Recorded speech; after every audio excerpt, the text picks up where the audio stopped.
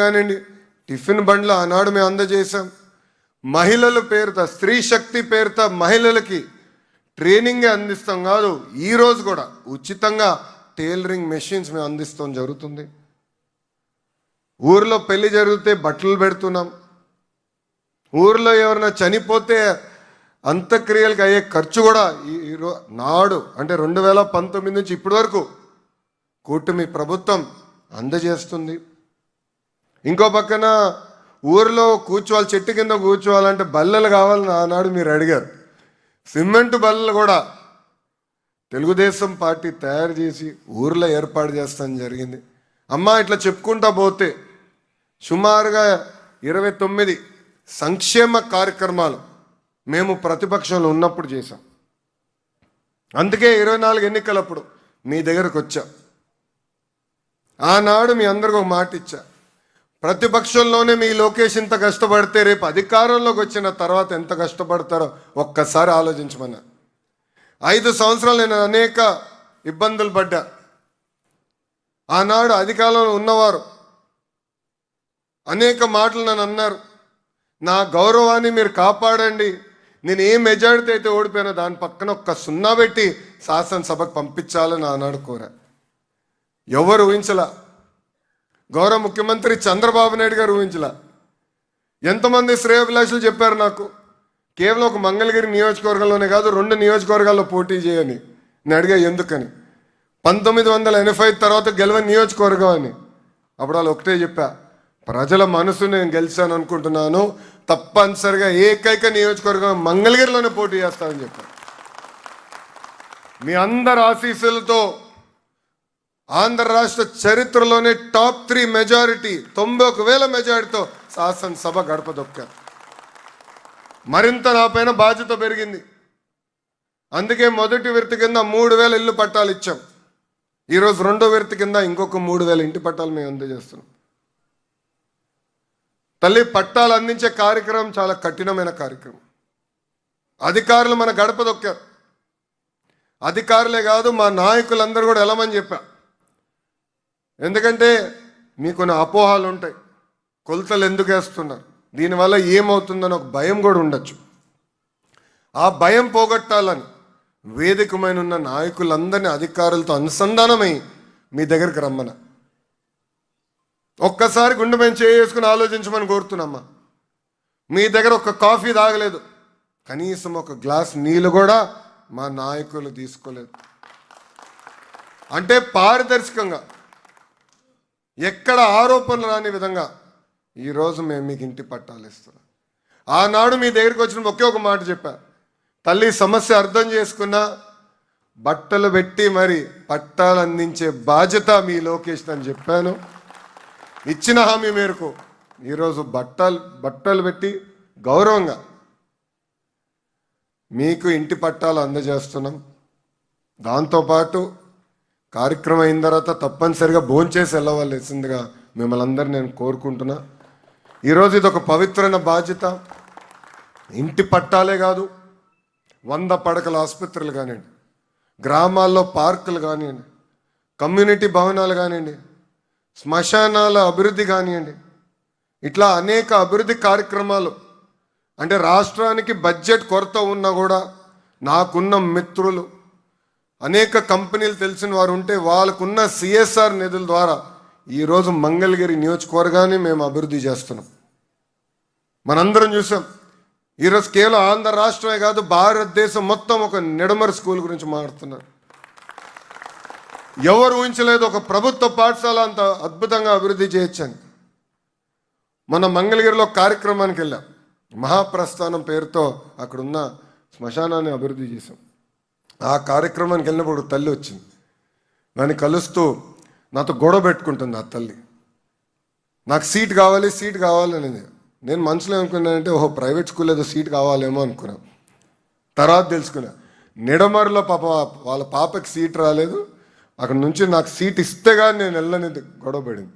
ఏనాడని ఊహించమ్మా, ప్రభుత్వ పాఠశాలలో సీటు కోసం ఒక శాసనసభ్యుడితో ప్రజలు దెబ్బలాడుతున్నారు. అందుకే విద్యా మంత్రిగా నేను ఉన్నా. ఆ వ్యవస్థని మెరుగుపరిచేదానికి ఉన్నా. మంగళగిరి నియోజకవర్గం అనేక కార్యక్రమాలు మేము ఈరోజు చేస్తున్నాం.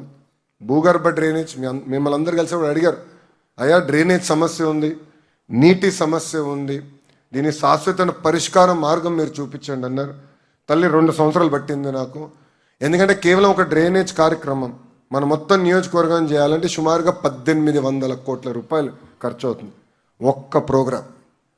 అది కేంద్ర ప్రభుత్వంతో నేను సంప్రదింపులు చేసి అక్కడ గౌరవ ప్రధానమంత్రి శ్రీ నరేంద్ర మోడీ గారు ఉన్నారు కనుక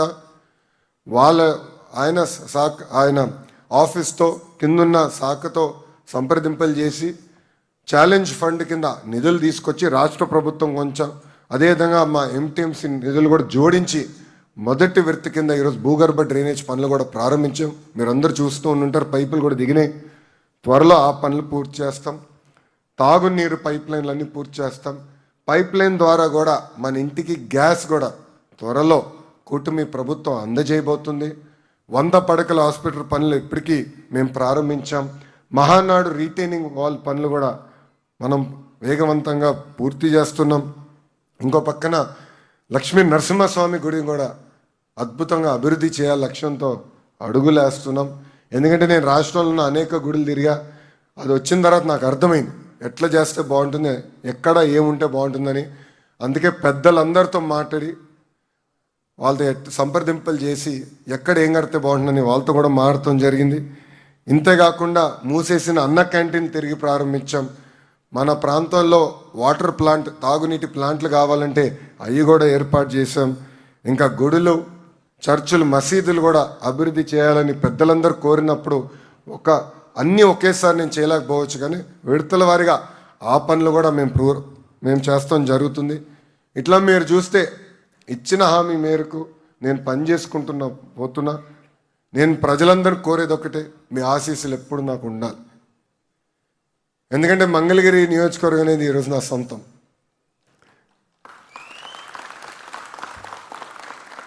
మీరు చూస్తే ఏ కార్యక్రమం అయితే కుటుంబంతో చేయాలో అది కూడా బ్రహ్మని దేవాంశతో కలిసికట్టుగా మంగళగిరి నియోజకవర్గంలో చేస్తున్నా.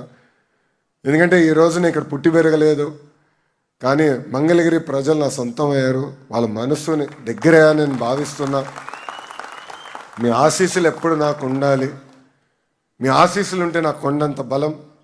ఈరోజు నేను ఎన్ని పనులు చేయగలుగుతున్నా అంటే దాని వెనకాల మీరు ఇచ్చిన 91,000 మెజారిటీ.